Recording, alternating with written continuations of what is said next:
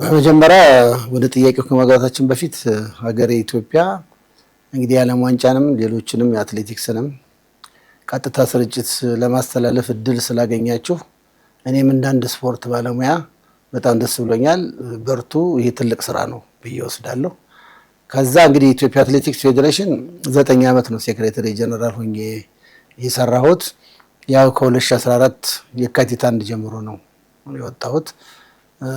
ነገር ግን ያው ከዛ በቀጥታ ጽሕፈት ኃላፊ አልሆን እንጂ ስራው ላይ ያለው ማለት ይቻላል። ምክንያቱም ኢትዮጵያ ኦሊምፒክ ኮሚቴ የቴክኒክና የሕዝብ ግንኙነት ኃላፊ ስለሆንኩ በኦሊምፒክ ስራዎች እንገናኛለን።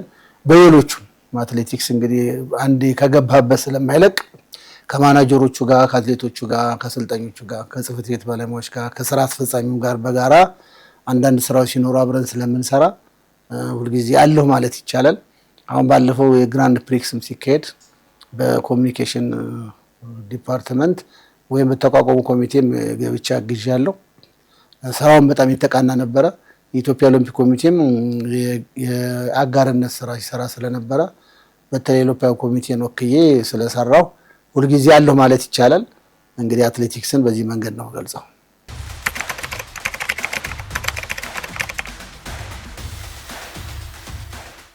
እንደውም ችግሩን የፈታሁት እኔ ነኝ ማለት እችላለሁ። ምክንያቱም በትናንሽ ጉዳዮች አለመግባባቱ የተፈጠረው እንደነበረ ከዚህ በፊትም በሌሎች ሚዲያዎች ገልጬዋለሁ። ነገር ግን ተግባብቶ መስራት የበለጠ ውጤታማ ያደርጋል፣ የሀገር ውጤት አያበላሽም።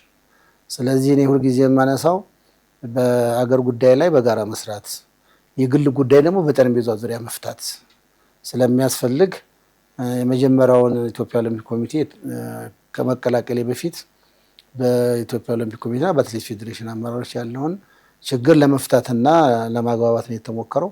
ብዙም ያን ያህል የከፋም አልነበረም፣ ያው የሚሯሯጠው በሚዲያም ስለሆነ። ነገር ግን በጋራ እየሰራን ያለ ነው በአመራሮቹ በኩል በባለሙያም። አሁን ያ ችግር የለም፣ ግን የነበረውን ችግር ለመፍታት የኔ አስተዋጽኦ ጉልህ ነው ማለት እችላለሁ፣ መሸሸግም ስለሚያስፈልግ ማለት ነው።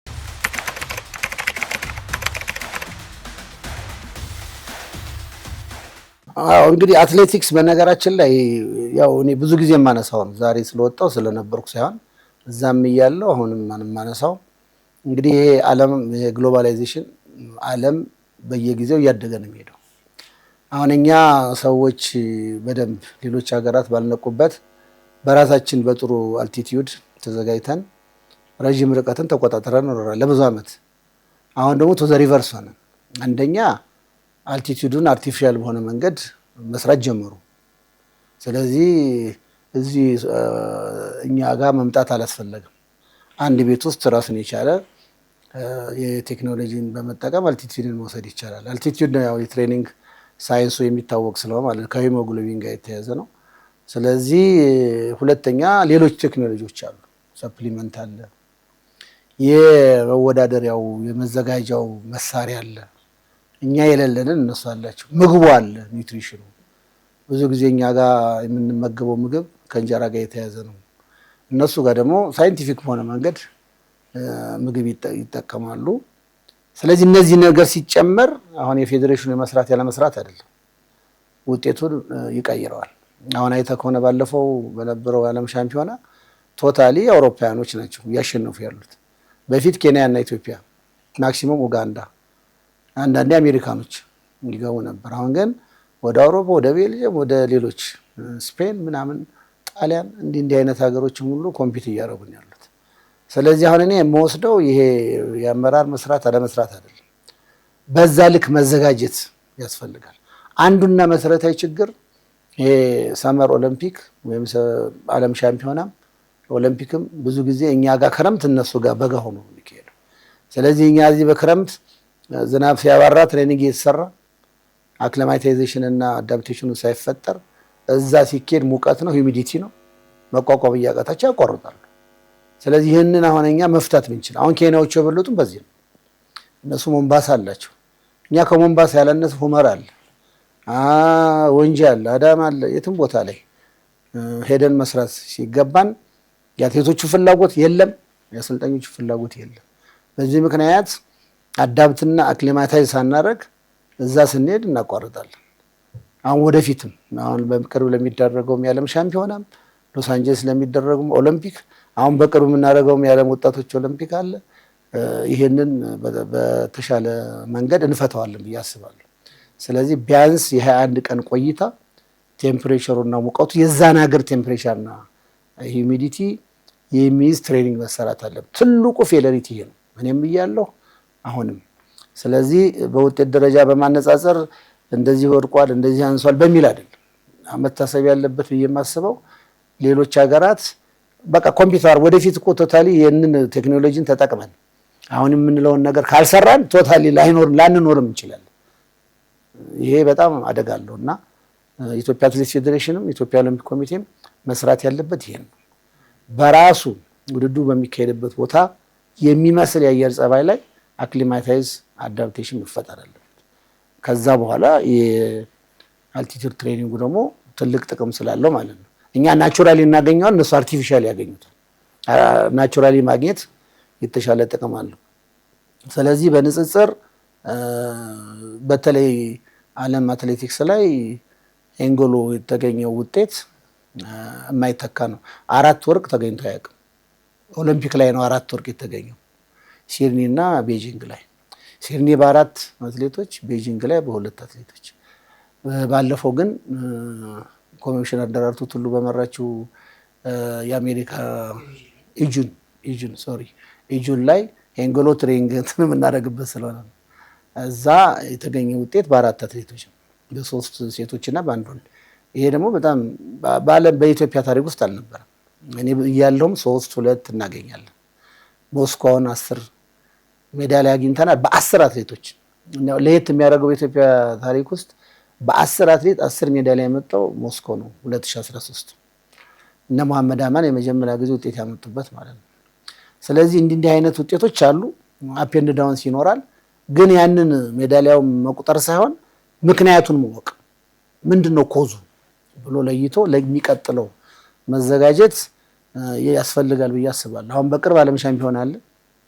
ከዛ ወዲያው ደግሞ ሎስ አንጀለስ እየደረሰ ነው። አሁን ሚቲንግ ምናምን እየተካሄደ ነው ገና ከ2 ዓመት በፊት። አሁን ጥቅምት ላይ የወጣቶች ኦሎምፒክ አለ ለመጀመሪያ ጊዜ አፍሪካ ላይ የሚካሄድ እና እነዚህ ሁሉ ለዛ ግብአት ስለሚሆኑ ለዓለም ሻምፒዮናም ለኦሎምፒክም ስለሚሆኑ እንትናችን ድክመታችንን ቆጥረን በዛ ልክ አትሌቱን መዘጋጀት አለበት፣ አሰልጣኙ መስራት አለበት፣ የአትሌት ተወካዮች መስራት አለባቸው፣ ፌዴሬሽኑም ስራ አስፈጻሚውም በትብብር አንድ ሆኖ አንድ አይነት አስተሳሰብ ይዞ ከሰራ የሀገራችን አትሌቲክስ ውጤት በልኩ እናደርገዋለን ብዬ አስባለሁ።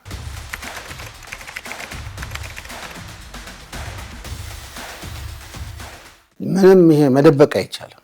የአመራሩ ቁርጠኝነት ማነስ ነው ለእነዚህ ችግሮች የተጋለጥ ነው። ስለዚህ እዛም ውስጥ ምን የነበርኩ ሞሮፍ ደግሞ ስልጣን ያለው ስራ አስፈጻሚ። ስለዚህ አትሌቶች ሆነ አሰልጣኞች በተመረጡ ቦታ መስራት እንዳለባቸው ማስገደድ ምንም ጥያቄ የሀገር ጉዳይ ነው። በነገራችን ላይ አንድ አትሌት ወይም አንድ አሰልጣኝ ቅድሚያ መስጠት ያለበት ለሀገር ነው። የማናጀር ውድድር፣ ሌሎች ውድድሮች የሚመጡት ከሀገር በኋላ ነው። ስለዚህ አመራሩ ቁርጠኛ ከሆነ በዛ ቦታ ላይ ዝግጁ ማድረግ እምቢ ያለ ምናምን የሚባል የለም። እርምጃ መውሰድ እኮ ምን በእጅ ላይ የተጻፈ ነው። ስለዚህ እንዳልከው አሁን ዝም ብዬ ሸሽጌው አልሄድም። የአመራር ቁርጠኝነት ማነስ ታይቶ ነበረ። አሁን ግን ያንን ከምንኮንን ምን ማድረግ ነው ያለብን?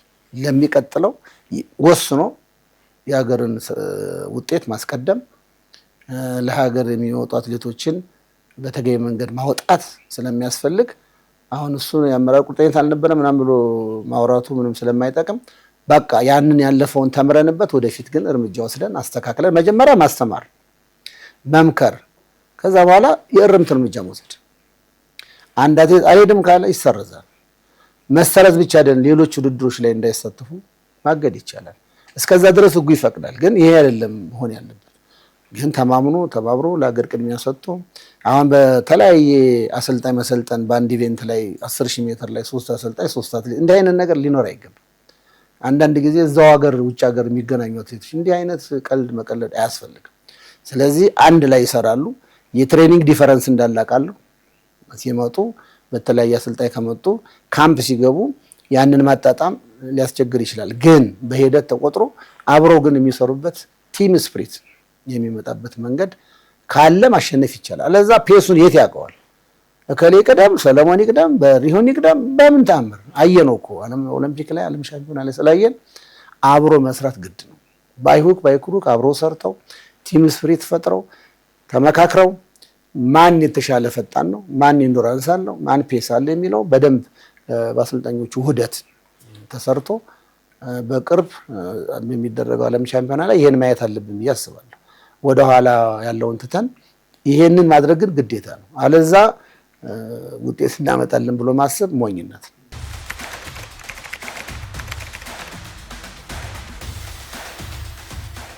ትክክል ነው። የአመራር ቁርጠኝነት ብቻም አይደለም። የአሰልጣኞች፣ የአትሌት ተወካዮች፣ ማናጀሮች የሚባሉት አትሌት ተወካዮች፣ አትሌት ሪፕሬዘንታቲቭስ ነው የሚባሉት። እነሱ መኖር አለባቸው። አትሌቱ ውድድር እድል እንዲያገኝ አገር ላይ መኖር አለባቸው። ያው አትሌቱ ደግሞ ሰርቶ በሚያገኘው ዶላር ነው የሚተዳደረው። ስለዚህ እሱ መኖሩ ተገቢና ትክክል ነው። ነገር ግን በቅኝት ውስጥ መግባት አለበት። እንዳልከው እኛ ሀገር ላይ ትልቁ ፕሮብሌም የኢትዮጵያ ብሔራዊ ቡድን ስፖንሰር አዲዳስ ነው። አብዛኞቹ አትሌቶች ደግሞ የናይክ ናቸው። እሱ ላይ ነው ጋፕ ያለው። ይህን መፍታት መቻል ያለብን ይመስለኛል። አለዛ ማናጀሮቹ አንዳንዴ ከፋፍሎ ሁሉ ውጤት ይሰጠዋል። ዓለም ሻምፒዮና ላይ ከሊ ያሸንፍ፣ ኦሎምፒክ ላይ ከሊ ያሸንፍ የሚል ዳይሬክሽን ሁሉ እንዳለ ይወራል በጭምጭምታ እዛ ውስጥ ስላለው ማለት ነው። ጭምጭምታው ደግሞ ዝም ብሎ አይመጣም። የተወሰነ ፐርሰንት እውነታ ይኖረዋል። ስለዚህ ይህንን ማስታረቅ የሚያስችል ስራ በፌዴሬሽንም በኦሎምፒክም ሁለቱም የአዲዳስ ፈራሚዎች ስለሆኑ በመነጋገር መፍታት ይቻላል። ከዛ ውጭ ከሆነ ደግሞ በደንብ ዲስከሽን መካሄድ አለበት። ግልጽ ሚዲያ የሚያውቀው ህዝብ የሚሰማው ዲስከሽን እየተካሄደ ያለምንም ልዩነት ሀገርን የሚወክለው ስፖንሰር አዲዳስ ከሆነ የአዲዳስ ልብስ መልበስ ግዴታ ነው። ምንም አያጠይቅም። እሱን ያደርጋሉ። ግን ውጤቱ ነው ልብሱ አይደለም። ውጤቱ ስለሆነ እዛ ላይ መስራት እንዳለ እኔ በነገራችን ላይ ሃንጋሪ ቡዳፔስት የተደረገው የዓለም ሻምፒዮና ላይ ኢትዮጵያ ኦሎምፒክን ወክዬ ተገኝቼ አንድ ፕሬዘንቴሽን አቅርቤ ነበር። እነዚህን ሁሉ የባል የሚስት ግንኙነት እንዴት አትሌቱን አይደለም ለአንድ አትሌት 4 አሰልጣኝ ነው ያለው። ባል አለ፣ አሰልጣኝ አለ፣ የውጭ ማናጀር አለ፣ ሌላ ደግሞ እዚያ አግብቶ የሚስት ይኖራል። ስለዚህ አንዱ አፍጥኝ ይላል፣ አንዱ አዘጊ ይላል። የትኛውን ትስማ? የትኛውን ይስማ? የሁሉ ችግር እንዳለ አቅርቤያለሁ። ግን ያው እንደ ወረቀት ይቀርባል፣ ሸልፍ ላይ ይጣላል። ስለዚህ ይሄንን መፍታት ያስፈልጋል። አንዱ ትልቁ ዋናው የአትሌቶች በተለያየ ማናጀር መያዝ እና ማናጀሮቹ ደግሞ ጉዳያቸው አይደለም ውጤት አምጥቶ ለሚቀጥለው የተሻለ ገንዘብ ለማግኘት ካልሆነ መስተቀር በተለይ ውጮቹ የሀገር አሰልጣኞቻችን እና ተወካዮቹ ጋር አይደለም ችግሩ። ስለዚህ ፈረንጆቹ ጋር የሚያስቡት በገንዘቡን ነው። ስለዚህ ይሄንን የሚፈታ አሰራር ኢቭን በየጊዜው የአትሌት ማናጀሮች ወይም የአትሌት ሬፕሬዘንታቲቭ ፎረም ነበር ከዚህ በፊት ይመጣሉ፣ ውይይት ይደረጋል። ቅድሚያ ለሀገር አትሌቶቻቸው እንዲያዘጋጁ ያ ካልሆነ ፌዴሬሽኑ ውል እስከ ማቋረጥ እንደሚሄድ ሁሉ ውይይት ነበር። አሁን እሱ ተቋርጧል። እሱ አሁን እንግዲህ ይሄንን አትሌት ስለሺ ማስጀመር አለባቸው ብዬ አስባለሁ። ምክንያቱም ይጠቅማል። በትኩረት ፌዴሬሽኑ እንደሚከታተለው በትኩረት ኦሎምፒክ እንደሚከታተለው ካሰቡ ደንገጥ ብሎ የዓለም ዋንጫን ማንም የዓለም አትሌቲክስን ኦሎምፒክን በቃ በዛ ልክ አትሌቶቹ ለሀገራቸው እንዲሮጡ ውጤት እንዲያስመዘግቡ ምክንያቱም ተተኪ ስፖርተኞች ሁሉ ለማፍራት የሚያስችል ነገር የሚፈጠው ሀገር ላይ ተተኪ ስፖርተኛ ሲኖርና ሲያሸንፍ ነው። ስለዚህ ደግሞ የሚያሸንፈው ዓለም አትሌቲክስም ኦሎምፒክም ላይ መሆን አለበት እና ብዙ ናቸው። አሁን በአጭር ጊዜ ባናነሳቸውም የአመራር ቁርጠኝነት አንዱ ነው። የአትሌቶችና የአሰልጣኞች በደንብ መዋሃድ፣ የዚህ የባል የሚስት ኢንተርፌራንስ እነዚህ ሁሉ አሉ እና የአሰልጣኞች ምርጫን በስታንዳርድ ማድረግ ኦፊሻል ስታንዳርድ አለው። በስታንዳርዱ መሰረት ማን ነው ፊት የሚያደርገው? የባልና ሚስት ጉዳይ አይደለም። ባል ቤቱ ያገለግል ይችላል። ፊት ካደረገና ካሟላ ሊመጣ ይችላል። ባል ስለሆነና አሰልጣኝ ስለሆነ ግን ብቻ ሳያሟላ ኦሎምፒክ መምራት የለበትም። አትሌቲክስን የዓለም ሻምፒዮና መምራት የለበትም። ይሄ የተጠና የጸደቀ ስታንዳርድ አለ። ለዓለም ሻምፒዮና፣ ለፕሮጀክት፣ ለኦሎምፒክ ደረጃው ምን አይነት አሰልጣኝ ነው፣ የትምህርት ዝግጅቱ፣ የወሰደው ሰርቲፊኬት፣ ልምዱ፣ ያስመረጠው አትሌት ብዛት የሚባሉ ስነ ምግባሩ እነዚህ ሁሉ ክራይቴሪያ ናቸው። በዛ መሰረት ከመረጥንና አትሌቶች በተገቢ መንገድ ከሰለጠኑ ውጤታማ መሆን ይቻላል እንጂ ሁሉም የኔ ነው የሚለው ነገር ግልጽ ነው።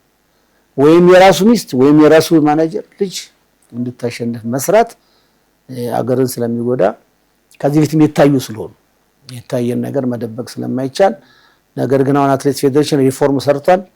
ሪፎርሙ የሰዎችን ምደባ አይደለም፣ አሰራርንም አደረጃጀትንም የስታንዳርድንም የወደፊት አቅጣጫንም ሁሉ ጨምሮ ያሳያል ብዬ ስለምገምት ይሄንን ከተደረገ ኢትዮጵያ ኦሎምፒክ ኮሚቴም አግዞ የባህልና ስፖርት ሚኒስቴርም አግዞ በከፍተኛ ደረጃ በሆደት ከተሰራ ውጤት ማምጣት የሚቻልበት ነገር አለ። ክፍተቶቹ ግን ይታያሉ አሉ።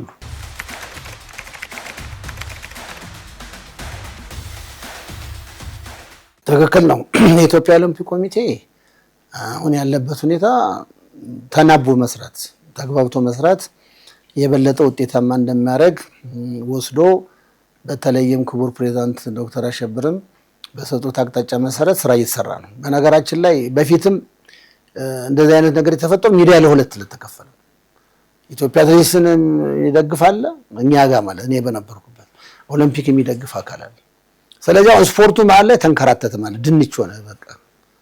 ስለዚህ ይሄ ተገቢ አይደለም በሚል እንደውም የኢትዮጵያ ኦሎምፒክ ኮሚቴ በተሰጠው አቅጣጫ መሰረት ለመጀመሪያ ጊዜ ትልቅ ስልጠና አዳማ ላይ አድርገናል። በጣም መሰረታዊ በሆነ መንገድ ብዙ ጋዜጠኛ የማያውቃቸው የማይረዳቸው፣ ለምሳሌ ውጤት ሲመጣ ኦሎምፒክ ነው የሚጠየቀው። ለምን ኦሎምፒክ ይጠየቃል? እኔም ስለማውቀው ማለት ነው። አትሌት የሚመርጠው ፌዴሬሽን ነው፣ አሰልጣኝ የሚመርጠው ፌዴሬሽን ነው። ውጤቱ የማን ነው? የፌዴሬሽኑ ነው።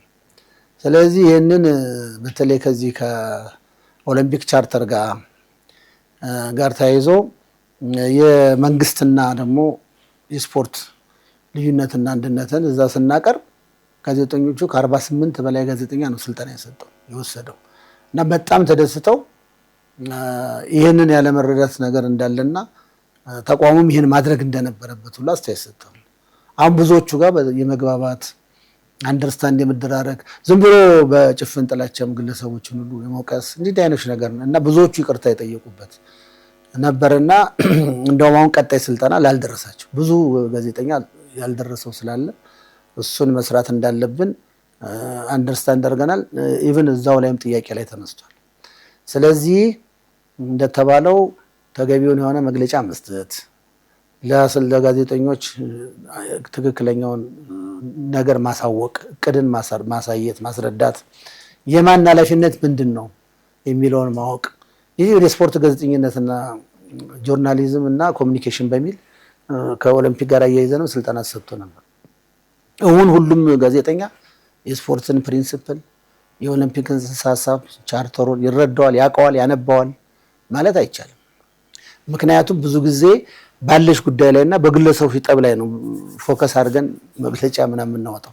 አበበና ከበደ ተጣሉ ምናምን እሱ ኢንዲቪጁዋል ነው። ራቅ ብሎ ወጣ ብሎ ማሰብ፣ ድርሻውንም መስጠት፣ በዛ ደግሞ መጠየቅ፣ ኢንቨስቲጌት አድርጎ ማለት ነው። እንደዛ መሆን አለበት ብዬ አስባለሁ። እንዳልከው ክፍተት ነበር። አሁን ግን ወደ መስመር መጥቶ ስራ እየተሰራ ነው። ፌዴሬሽን ጋር አሁን በተለይ አንድ ትልቁ እንትን ያው የውጤት ጉዳይ ስለሆነ አብዛኛው ግንኙነት ያሉት የተወሰኑ ፌዴሬሽኖች ጋር ነው። በውጤት ደረጃ አትሌቲክስ አለ፣ ብስክሌት አለ፣ ቴኳንዶ አለ፣ ቡሾ አለ፣ ካራቴ አለ፣ ውሃ ዋና አለ። እነዚህ ፌዴሬሽኖች አገርን ወክለው ብዙ ጊዜ ስለሚሄዱ ከኢትዮጵያ ኦሎምፒክ ኮሚቴ ጋር በውድድር መስመር ይሄዳል። ሌሎችም ፌዴሬሽኖች አሉ፣ የጉባኤ አባል ናቸው፣ ድጋፍ ይደረግላቸዋል፣ ወደ ውጤት እንዲመጡ ይጠበቃል። ግን አትሌትን አብቅቶ ወደ ላይ ማምጣት የፌዴሬሽን ስራ እንጂ የኦሎምፒክ አይደለም። የኦሎምፒክ ስራ አትሌቱን ሆቴል አስገብቶ ተገቢውን የምግብ ስርዓት ማዘጋጀት፣ ለዛ የሚያስፈልጉ ግብአት ማሟላት፣ የውሃ አቅርቦት፣ የልብስ የትሬኒንግ ልብስ፣ የውድድር ልብስ፣ ከዛ ትኬት ቆርጦ ቦታው ላይ መውሰድ፣ ለዛ የሚያስፈልገውን አበል መክፈል፣ እንደገና መመለስ፣ በልኩ መሸለም፣ እውቅና መስጠት፣ እነዚህ ናቸው። አትሌቱ ደግሞ አትሌቲክስ ፌዴሬሽን፣ ሌሎች ፌዴሬሽን ሁሉም አትሌቲክስ ብቻ አይደለም። አትሌቱን የመመልመል የማዘጋጀት፣ አሰልጣኝ የመምረጥ፣ የማሳወቅ እና ከኦሎምፒክ ጋር ተጋግዞ አብሮ የመስራት እነዚህ በጣም ጉልህና የሚታወቁ ስራዎች ናቸው። ስለዚህ ጥያቄም ሲመጣ የጥያቄዎቹ መሄድ ያለባቸው በየልካቸው በየመስመራቸው ግን ጥያቄ አይደለም ዋናው ተባብሮ ሰርቶ ውጤታማ ሆነና ውጤቱን በጋራ ማጣጣም ችግርም ካለ ችግሩን በጋራ ማየት ይቻላል ግን ዝም ብለህ ነጥለህ ያልሆነውን ሰው ብትወጋ ደም አይወጣውም ደም የሚወጣው በተገኘ መንገድ ውጤታማ ቦታ ላይ ስትወጋው ነው አይደል አለዛ ምንም ትርጉም የለውና ብዙ የማያስፈልጉ ጭቅጭቆች ፍርድ ቤት ምናምን የሚመጡት የሥራ ኃላፊነትና ተግባርን ለይቶ ባለማወቅ ሁለተኛ በግል ጥላቻ በመሳሰሉት ይሄንን ወደፊት አቮይድ መደረግ አለበት ከኔ ጀምሮ መስመር ይዞ ለሀገር ላይ ብቻ መስራት ያስፈልጋል አሁን ግን በዚህ መንገድ እየተጓዝን ነው ባለፈው ጉባኤ ላይ በአጋጣሚ ነው በስራ ምክንያት ባልኖርም የተሳካ ጉባኤ ተካሂዷል መረጃው አለኝ የጋዜጠኞች ተገኝተዋል መረጃ ሰጥተዋል ወደፊት ደግሞ ሰፋ ያደርግ በጣም በርካታ የሆኑ በነገራችን ላይ የጋዜጠኞች ተሳትፎ በሚመለከት አንዳንድ ጊዜ ካበል ጋር ከጥቅም ጋር ስለምናያይዘው ኦፕን ነው መሆን ያለበት ኦፕን ሆኖ ኤኒ ስፖርት ጋዜጠኛ መጥቶ መዘገብ አለበት አበል ሊከፈለው ላይ ከፈለው ይችላል የሱ ዲቲ ነው ስራው ነው ስለዚህ ዓለም ላይ ጋዜጠኞች በራሳቸው ወጪ ሄደው ይዘግባሉ አለ ኦሎምፒክ ላይ አጣበው ስፖንሰር ፈልገው ሊሆን ይችላል በራሳቸው ሊሆን ይችላል አንዳንዶቹ ደግሞ አክሰስ ኮርት ሰጥቷቸው ሊሆን ይችላል ይሄ ይታወቃል ስለዚህ በዚህ ልክ መሄድ ይጠይቃል አንዳንድ ጊዜ ቦታ ሲጠብ ወይም ያሁን ይችካብል ጋር ስለምትያዝ ቁጥር የመወሰን ነገር አለ ያው ይሄ ደግሞ ያመጣው ድህነት ነው ድህነቱ ነው እንጂ አዳራሹንም ሰፋ አድርጎ መያዝ ይቻላል በልም ከተከፈለ በልኩ መክፈል ይቻላል ካልተከፈለም ደግሞ በነፃ የሚሳተፉበት እና መረጃውን የማግኘት ነፃነት ይኖራቸው ማድረግ ተገቢ ስለሆነ እዚህ ላይ የኦሎምፒክ ብዙም ችግር የለበትም ብዬ አስባለሁ ሌሎችም ፌዴሬሽኖች በተለይ አትሌቲክስ ወርልድ ቴኳንዶና ብስክሌት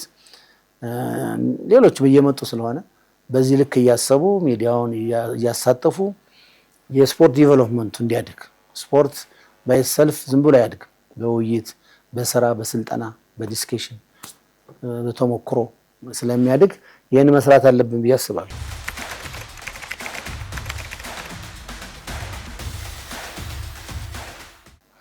የወጣቶች ኦሎምፒክ ኦልሞስት እንግዲህ ታውቆ አትሌቶቹም አሰልጣኞቹም ሆቴል ገብተው ዝግጅት ማድረግ ከአንድ ወር በላይ ሆኗል ይሄንን እንደውም በነገራችን ላይ በኢትዮጵያ ኦሎምፒክ ታሪክ የኮቪድ ጊዜ 8 ወር አትሌቶች ሆቴል እንዲቀመጡ ተደርጓል ያ የሆነበት ምክንያት አለ አንደኛ አትሌቶቹ ሌላ የገቢ ምንጭ አልነበራቸውም የውጭ ጉዞ ተቋርጧል ስለዚህ ተገቢውን ኒውትሪሽን አግኝተው ደሞዝም እስከ 50 ሺህ ብር ድረስ እየተከፈላቸው እንዲሰሩ ተደርጓል ያ በጣም ትልቅ እንትን ነው የኦሎምፒክ ሐሳብ የኦሎምፒክ ኮሚቴው ሐሳብ ነው አሁንም ለገና ጥቅምት መጨረሻ ላይ ለምናደርገው ውድድር አትሌቶቹ በደም እንዲዘጋጁ ለውጤት እንዲያስቡ በአግባቡ ከኒውትሪሽን ጋር ከሳይኮሎጂ ጋር በአግባቡ እንትን እንዲሉ ሆቴል ገብተው እየሰሩ ነው ይሄ ደግሞ ለዛች ለዓለም ወጣቶች ኦሎምፒክ ብቻ አይደለም ለዚህ ለራሱ በቅርብ ለሚደረገው ውድድሩ ላይ ያገለግላል ምክንያቱም በርከት ያሉ አትሌቶች ስለገቡ እዛም ላይ ለዓለም አትሌቲክስ የተመረጡ ለወጣቶች ለዚህኛውም ለዓለም ኦሎምፒክ የተመረጡ ስላሉ እንደው እግረ መንገዱን የኢትዮጵያ ኦሎምፒክ ኮሚቴ አትሌቲክስ ፌዴሬሽን እየደገፈው ነው ማለት ይሄ ነው መደጋገፍ ማለት ይሄ ነው እንጂ የተመረጡት ልጆች 1 እና 2 3 4 ብለህ ቆጥረህ አስገብተህ ማዘጋጀት ይችላል ግን ሰፋ ተብሎ ነው የተያዘው ስለዚህ ይሄ ምክንያቱም አትሌቲክስ ፌዴሬሽን የሚያመጣው ውጤት ላይ የሚገኝ ውጤት እየተደመረ ለኦሎምፒክ የሚመጣው በዛ ልክ እየታሰበ እየተሰራ ስለሆነ ተሞክሮ በጣም ተሻሽሏል ግንኙነቱ በጣም አምሯል ይሄንን የበለጠ ማሳደግ ግልጽ ማድረግ ደግሞ እሱንም በሚዲያም ጭምር ማሳወቅ ያስፈልጋል ብዬ አስባለሁ አሁን ሰሞኑን ሁለቱም ፕሬዝዳንቶች ዶክተር አሸብርም አትሌት ስለሽም እንደተገኙበት አትሌቶቹን ጎብኝተው የስፖርት ትጥቅ ሰጥተው አይዟችሁ ብለዋል ይሄንን ማጉላት ሌሎችም ፌዴሬሽኖች ላይ አትሌቲክስ ብቻም አይደለም እዛ ጋር ብስክሌቶችም አሉ ብስክሌት በነገራችን ላይ አሁን ከአትሌቲክስ ቀጥሎ እየመጣ ያለ ነው በተለይ ባለፈው አንጎላ ባደረግነው ወጣቶች ኦሎምፒክ ላይ 4 ወርቅ ያመጣው እሱ አትሌቲክስም 4 ወርቅ ነው የመጣው ግን ቁጥሩ 6 ሰው ተሳትፎ ነው 4 የመጣው ይሄኛው ግን በረከት ያለ ስለዚህ የተሳትፎ ቁጥሩ እየሰፋ ሲሄድ የወርቁም ውጤት ይጨምራል ቴኳንዶም በዛ ልክ የተወሰነ ውጤት አምጥቷል እነሱም ጥሩ ናቸው ሌሎቹም ካራቴም ውሹም በተለይ ውሹ አሁን የገባው ካራቴ ነበረ በኋላ ነበረ ከዋና ጋር አሁንም ያለው በደንብ መሰራት አለበት። ከተሳትፎ የዘለለ አይደለም። ካራቴም እንደዛው። ስለዚህ ይሄንን በደንብ ፌዴሬሽኖች ሰርተው ወደ ኦሎምፒክ ማምጣት አለባቸው። ኦሎምፒክ ደግፎ አዘጋጅቶ ትጥቁንም ገንዘቡንም ሰጥቶ ረዘም ያለም ጊዜ ትሬኒንግ ላይ እንዲቆዩ ለማድረግ ችግር የለበትም። ይሄ ምንም በጣም ቦልድ ነው፣ ይታወቃል። ይሄንን አጠናክሮ መቀጠል ያስፈልጋል። እንግዲህ አሁን በቅርብ ለምናደርገው የዓለም ወጣቶች ኦሎምፒክ በዓለም ደረጃ በአፍሪካ ደረጃ ማለት ነው አፍሪካ ላይ ሲካሄድ የመጀመሪያው ነው። ሴኔጋል ዳካር ላይ ነው የሚካሄደው። የዓለም የሚመራው አይኦሲ ነው። አይኦሲ አፍሪካ ላይ የዓለም ወጣቶች ኦሎምፒክ አካሂዶ ያውቃል። አሁን ለመጀመሪያ የተገኘ እድል ነው። በበርካታ ስፖርቶች ነው፣ አትሌቲክስ ብቻ አይደለም። እኛ እንኳን ወደ 5-6 ስፖርቶች እንሳተፋለን። አትሌቲክስ አለ፣ ብስክሌት አለ፣ ውሃዋን አለ፣ ውሹ አለ፣ ቴኳንዶ አለ፣ ወርልድ ቴኳንዶ። እነዚህ ስፖርተኞች ቁጥራቸው ባነስ ቢልም ግን ውጤታማ የሚባሉትን ረጅም ጊዜ አዘጋጅቶ በተዘጋጁት ልክ ውጤት እንዲያመጡ እየተሰራ ነው። እንግዲህ ያው አሁን ቅድም የነገርኩ የአክሊማይዜሽን የአዳፕቴሽን ጉዳይ ሴኔጋልን ገብቼ ሳያው ሂዩሚዲቲው እና ቴምፕሬቸሩ ሃይ ነው በዛ ሰዓት። ስለዚህ ያንን ቴምፕሬቸር እና ሂዩሚዲቲ የሚያይዝ ያለ አየር ጸባይ አለ እዛ ሰርቶ ያን አዳፕት ማድረግ ይጠይቃል። ለሱም ደግሞ እቅድ ይዘን እየተዘጋጀን ያለ ነው።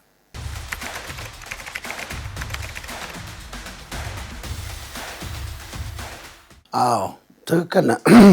ብስክሌት በነገራችን ላይ ያው የመሳሪያ ስፖርት ነው።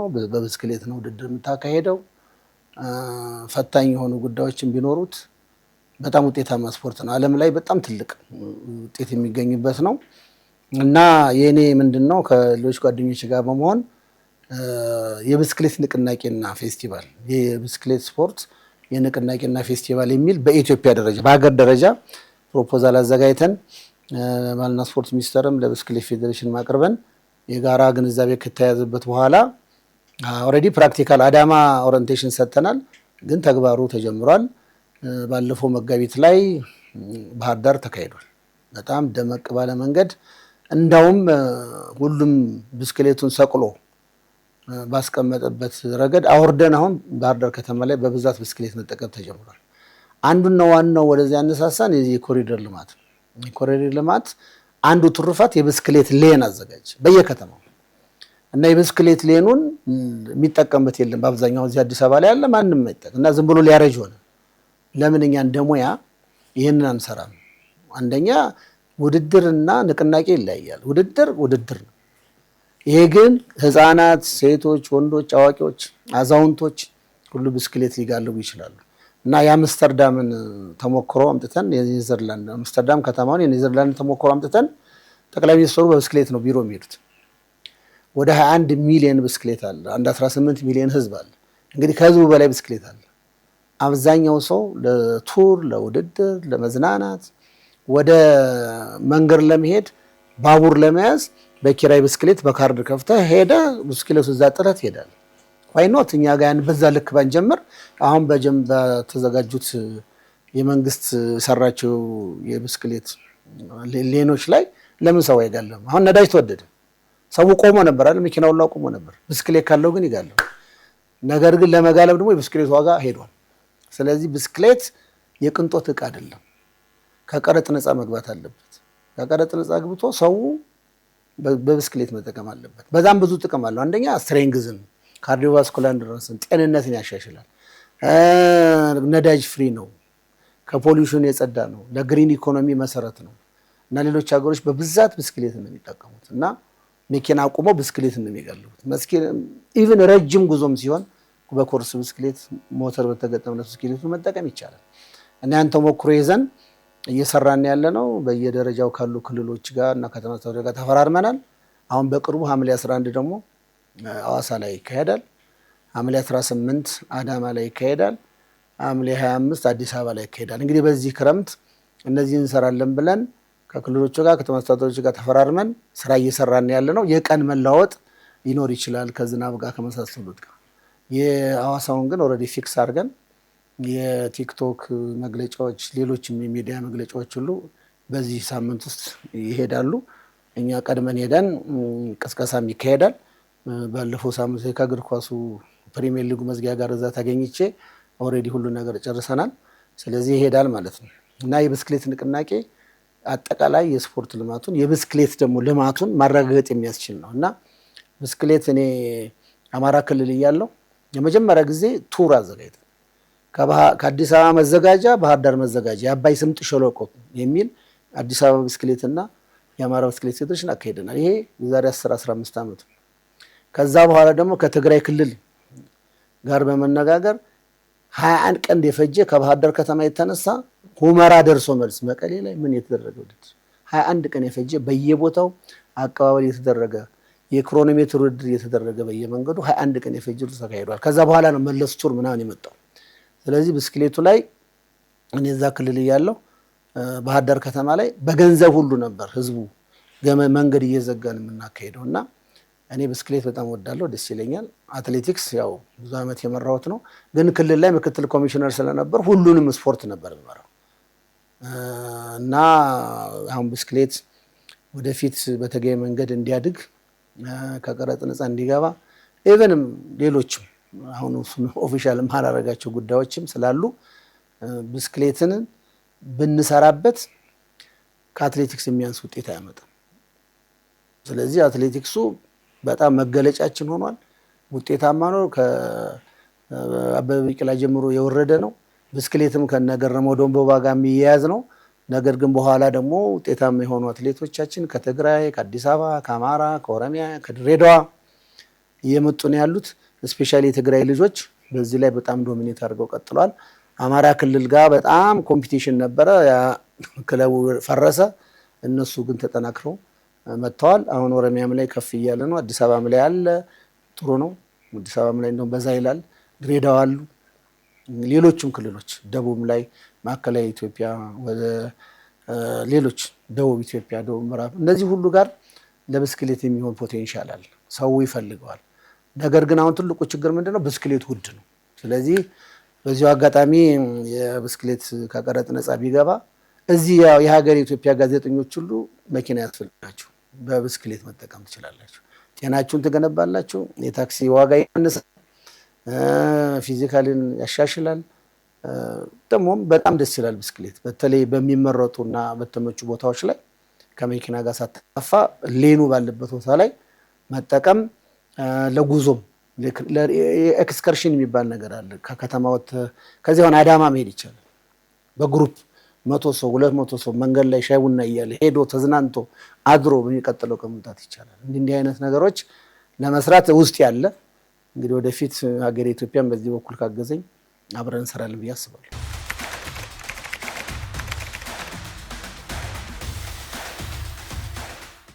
ትክክል ነው። ምንድነው መሰለህ የስፖርት ፖሊሲው አንዱ ዋናው አቅጣጫ የግልና የቡድን ተቋማትን ማሳደግ ነው።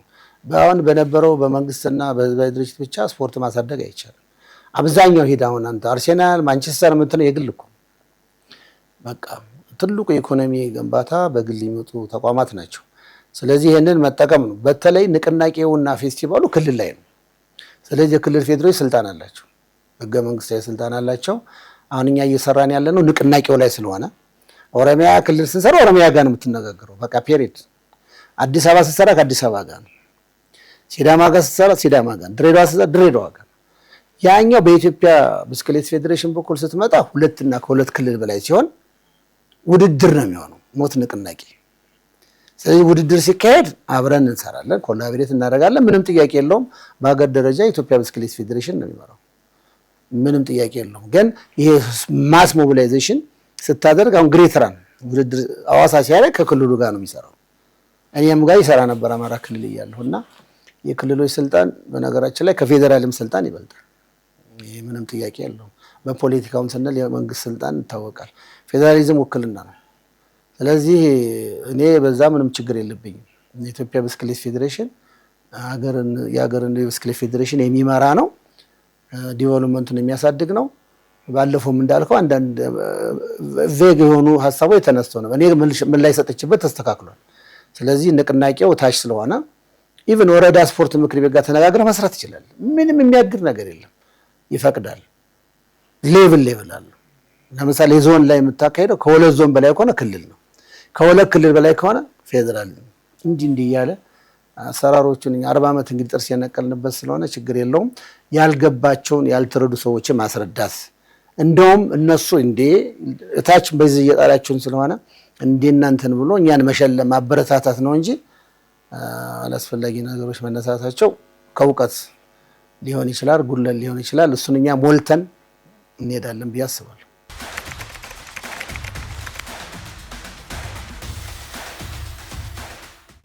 በየጊዜው አንዳንድ እንዲህ እድል ከበፊት ባገኘነው ኤክስፖዠር ክብርት ኮሚሽነር ደራርቱም ጋር ባለው እውቅና ከአሜሪካም ከሌሎችም ሀገሮች ጥሪ ይተላለፋሉ። እኔም ኢትዮጵያ ፌዴሬሽን እያለሁ አሁንም ኦሎምፒክ ላይ እያለሁ ብዙ ጊዜ በየዓመቱ የሚካሄድ ኦክቶበር ላይ የሚካሄድ አፍሪካ ግራንድ ራን አለ፣ ዶክተር ጋሻው የሚያዘጋጀው እዛ ላይ ሁሉ ጊዜ እንገኛለን። አሁን ደግሞ ሚኔሶታ ሌላው ጀግና ሚሊዮን ወልድ ያለ በየዓመቱ 5 ኪሎ ሜትር ውድድር ያካሂዳል ሚኔሶታ ላይ። ዘንድሮ ለሶስተኛ ጊዜ አካሂደው ስለነበረ ክብርት ኮሚሽነር ደራርቱ ቱሉና እኔን ጋብዞን ነበር፣ ተገኝተናል። እንደገና ደግሞ እኔ በግሌ ደግሞ ከኤስኤፍኤንኤ ጋር እዛ በእግር ኳሱ መክፈቻ ላይ ተገኝቻለሁ። ኢንቪቴሽንም ልከውልኝ ስለነበረ ሌላም ኦቶራይዜሽንም ስለነበረኝ እዛ ተገኝተናል፣ አይተናል። የኢትዮጵያኖችን የትውልደ ኢትዮጵያኖችን ውህደት ሀገራቸው እንዴት እንደሚናፍቁ ምናምን አይተናል። ይሄ ጥሩ ነው ለሀገር። እዛ ያሉ ኢትዮጵያኖች እዚህ የሚልኩት ገንዘብ ህጋዊ በሆነ መንገድ ከላኩ ለሀገር ይጠቅማል። እሱም ጥሩ ስለሆነ ሀገራችን በሁሉም ሀገር ስትሄድ ኢትዮጵያ የሌለበት የለም። ደግሞ ሰብሰብ ብሎ እንዲህ አይነት ለማድረግ አንዱ ዋናውና ጉዳዩ ስፖርት ነው። የትም ዓለም ላይ ትልቁ እኮ የሆነ የኦሎምፒክ ነው አይደል? 10,000 አትሌት አንድ መድረክ ላይ አንድ ቤት ላይ የሚያሳድር ኦሎምፒክ ነው። አሜሪካ ስለሆነ ሆቴል ላይ ያዝ፣ ኢትዮጵያ ስለሆነ መደብ ላይ ተኛ የለም። ሁሉም እኩል የሚያደርገው ስፖርት ነው። ዓለም ሻምፒዮና ምናል በየሆቴሉ ልትሆን ትችላለህ። ኦሎምፒክ ግን በአንድ መንደር። ስለዚህ ሰውን የሚያስተሳስር የሚያገናኝ ውክልናው ሰፊ ሆነው በስፖርት ነው። ዩናይትድ ኔሽን የሀገር ውክልና አለው፣ ግን ፊው ኢንዲቪጁዋልስ ናቸው። ኦሎምፒክ ስትል ግን 10,000 20,000 ሰው ዳኛው፣ ጋዜጠኛው ምናምን ስትል 40-50 ሺህ ይደርሳል። እና ትልቅ ስለሆነ የሄድነው አሜሪካ ለዛ ነው። አሁንም ቀጣይ የምንሄድባቸው ይኖራሉ። የሀገራችን አትሌቶች ለሀገር ያገለገሉ ሌጀንድ የሆኑ አትሌቶች እንደ አይነት ዝግጅት ሲያዘጋጁ እነሱ ማበረታታት፣ መደገፍ፣ እዛ ሄዶ መገኘት በራሱ ለነሱ ምን አለው ጥቅም። እከሌ ይገኛል ሲባል እከሌ ትገኛለች ሲባል በርከት ያለ ተሳታፊ ይመጣል። ስለዚህ ይሄንን ወደፊት እንቀጥላለን። ለኛም ጥሩ እድል ነው፣ ኤክስፖዠር ነው።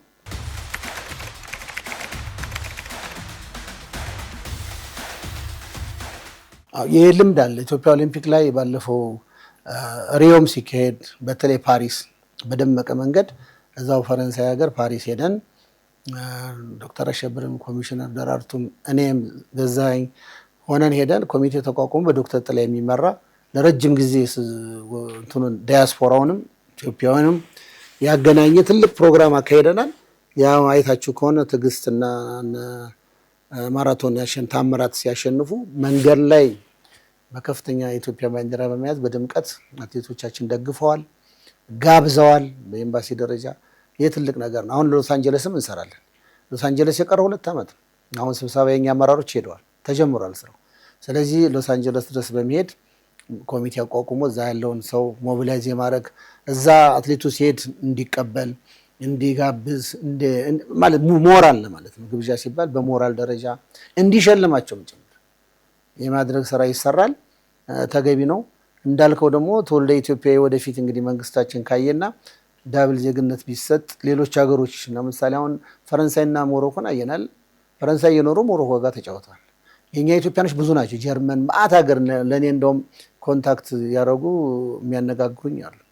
ስለዚህ ወደፊት ይሄ ነገር እየገፋ እየመጣ ስለሆነ መንግስትም ያዋል ብዬ አስባለሁ። ምክንያቱም ወንዝ መሻገር የምንችለው በተለይ እግር ኳስ ላይ እነሱን ካሳተፍን እንግዲህ ራቅን እኮ እየራቅን ነው ይሄድ አይደለም። ዓለም ዋንጫ ላይ አፍሪካም ዋንጫ ላይ እየራቀ ስለሆነ ይሄንን ነገር እድል ብናገኝ ይሄ ደግሞ ምን ያደርጋል? የኛ ኢትዮጵያን አመራሮች ውጪ ይሄዱ ሲያው በተለይ መንግስት ባለስልጣኖች ይሄዱ ሲመለከቱ ለመንግስት ሀሳብ በማቅረብ ይሄንን ነገር ቢወሰን እኔ በቅርብ ርቀት የኢትዮጵያ እግር ኳስም ሌላውም እግር ኳስ ብቻ አይደለም በቴኳንዶ እኛ በማናዘወትራቸው ስፖርት በበረዶ መንሸራተት ሁሉ አለው ኢትዮጵያን ወኪል ወዳደብን የሚጠይቁ አሉ። ከተፈቀደ በእነዛ ሁሉ ውጤት እናመጣለን። ቀስት እዚህ አሁን እኛ ቤንሻንጉል ልሞ ጭራሚ ይመታል። እሱን ተሳትፈን አናውቅም። አሁን በባህል ስፖርት ተጀምሯል። ውጭ ሀገር አሉ አርቸሪ የሚወዳደሩ እነሱን ለሀገራቸው እንዲወዳደሩ ቢደረግ ኦሊምፒክ ላይ የሚኖረን የአትሌቲክስ ውጤት ወደ 4፣ 5፣ 6 ያድጋል። ስለዚህ ትክክል ነው። መሄዳችንን እንቀጥላለን ብዬ አስባለሁ። ጥቅምም ደግሞ አለው።